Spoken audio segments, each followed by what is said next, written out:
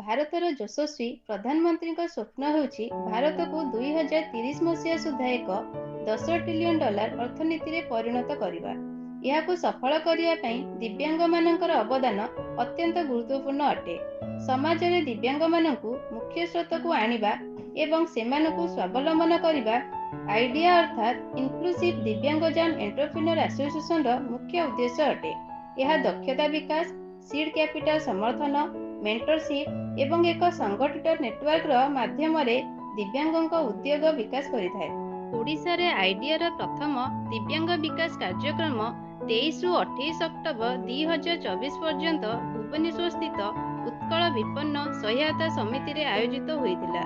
ଏହି କାର୍ଯ୍ୟକ୍ରମରେ 3ଟି ଜିଲ୍ଲାରୁ 23 ଜଣ ଉଦ୍ୟମୀ ଅଂଶଗ୍ରହଣ କରିଥିଲେ। କାର୍ଯ୍ୟକ୍ରମରେ ବିଭିନ୍ନ ପ୍ରତିଷ୍ଠିତ ବ୍ୟକ୍ତି ଯୋଗଦେଇ ଉଦ୍ୟମୀମାନଙ୍କୁ ପ୍ରେରଣା ଦେଇଥିଲେ ଏବଂ ସଫଳ ଉଦ୍ୟୋଗୀ ହେବା ପାଇଁ ଉତ୍ସାହିତ କରିଥିଲେ।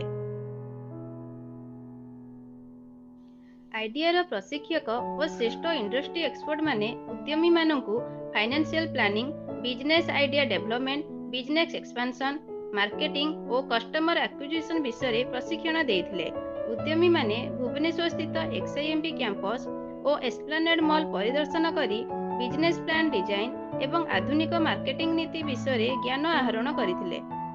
ଏହି କାର୍ଯ୍ୟକ୍ରମକୁ ଆଗକୁ ନେବା ପାଇଁ ଆଇଡିଆ ଓ ସକ୍ଷମ ସମସ୍ତ ବ୍ୟକ୍ତିବିଶେଷ, ସରକାରୀ ଓ ବେସରକାରୀ ଅନୁଷ୍ଠାନଙ୍କ ସହଯୋଗ କାମନା କରୁଛନ୍ତି।